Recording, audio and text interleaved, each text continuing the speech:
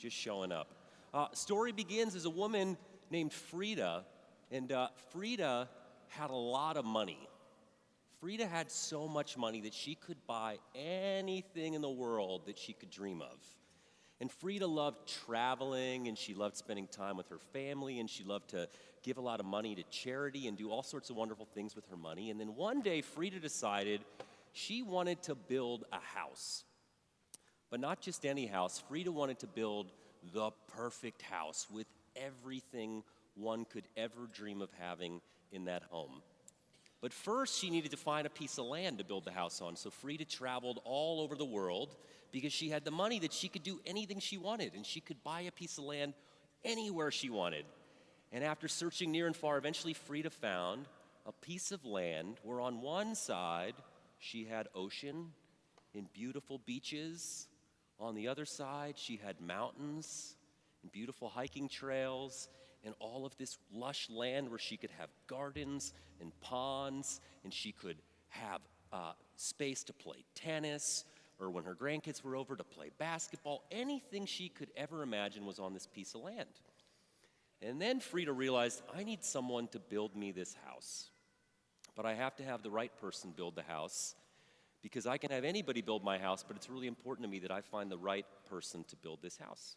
So Frida met with a bunch of different builders, and it was important to her not just to make sure that they could do the work to the quality that she wanted for this home, because after all, she had so much money that everything had to be perfect, but Frida decided it was also important that she had to find a builder who she felt had good character, someone who she valued. So she met with a lot of people, and eventually she settled on a gentleman by the name of Louis.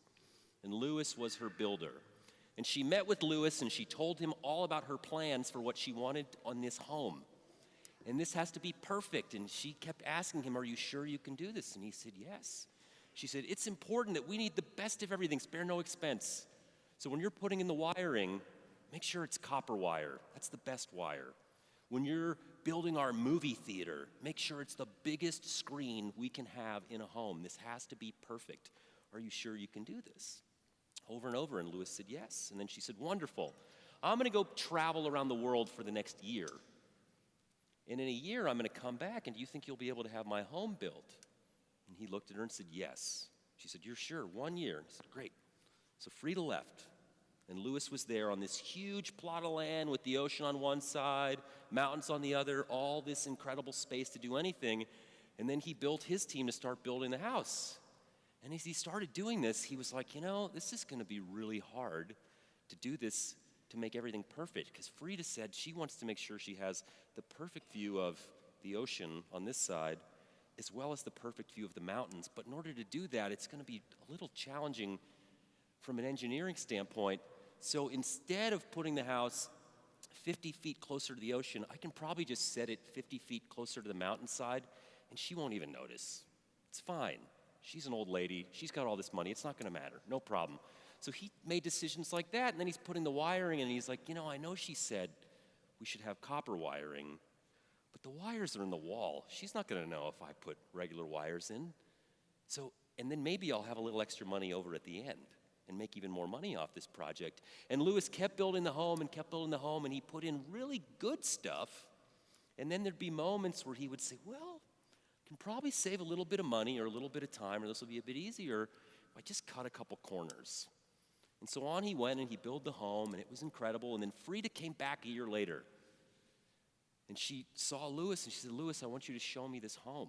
He said, okay. And they walked from room to room, and they started in the foyer, which was probably larger than this sanctuary. Frida looked around, and she says, is this the best foyer you could have built me, Louis? And he says, yeah, it's the best foyer I could have built. And she goes, okay. They go to the next room, and they're in the kitchen. She looks around, and she goes, is this the best kitchen you could have built me? He goes, yes, beginning to get a little bit nervous because he knows he's maybe cut a couple corners and hoping she's not going to notice, but most of them are things that are hidden, like in the walls and places you can't see.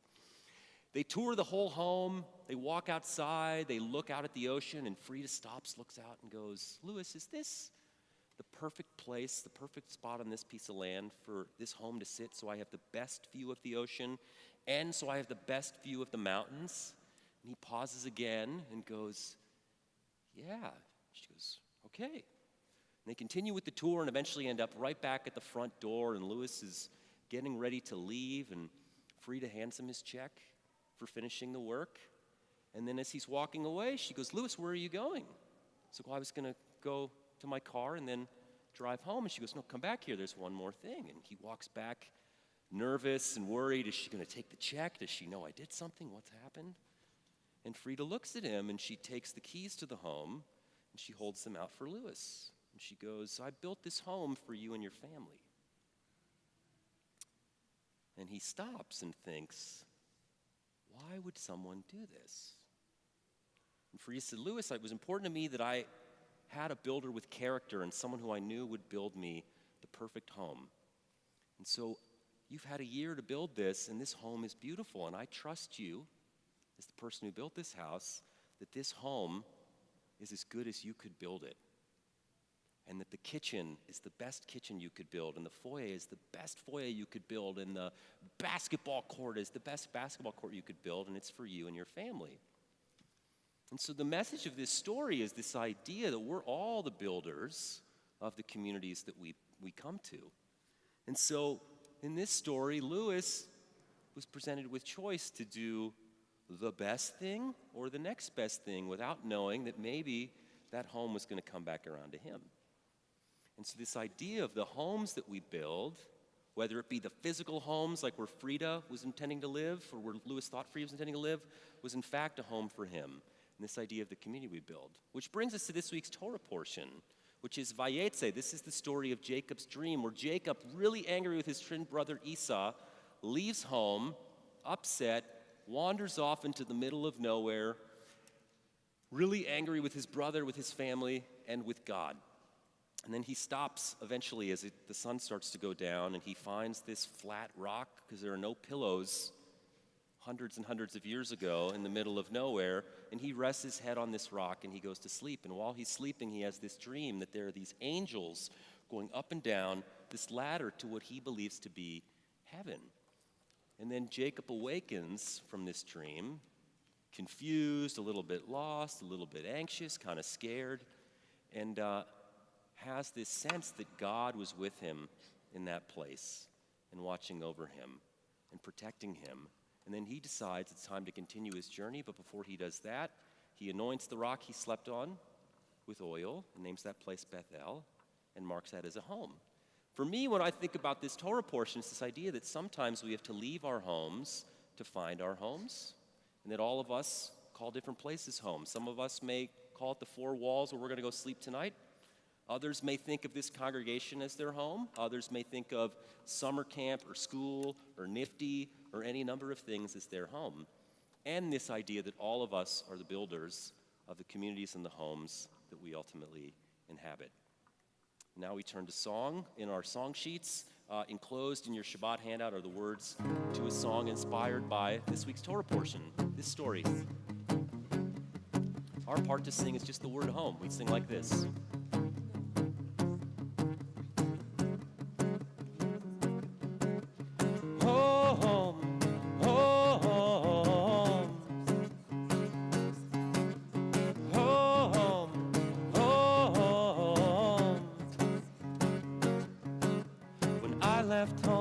Selfish and angry, was running for my life.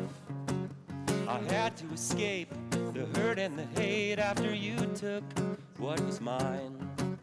The sun has set upon me, think I'll stop for the night.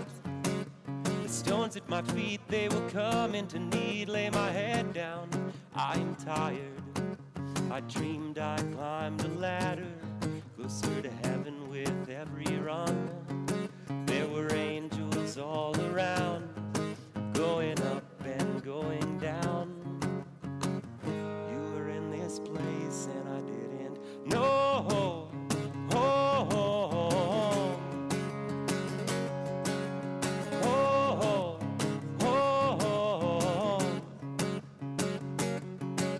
When I woke up, I was scared and anxious, unsure of what I saw. I picked my head off the stone, found a place of my own. Here with you I can go home. If home is where the heart I left my heart at home, and I should have known I wasn't alone. I'm the last one to know. If you will stay with me, then I will know you're mine. And if you'll protect me,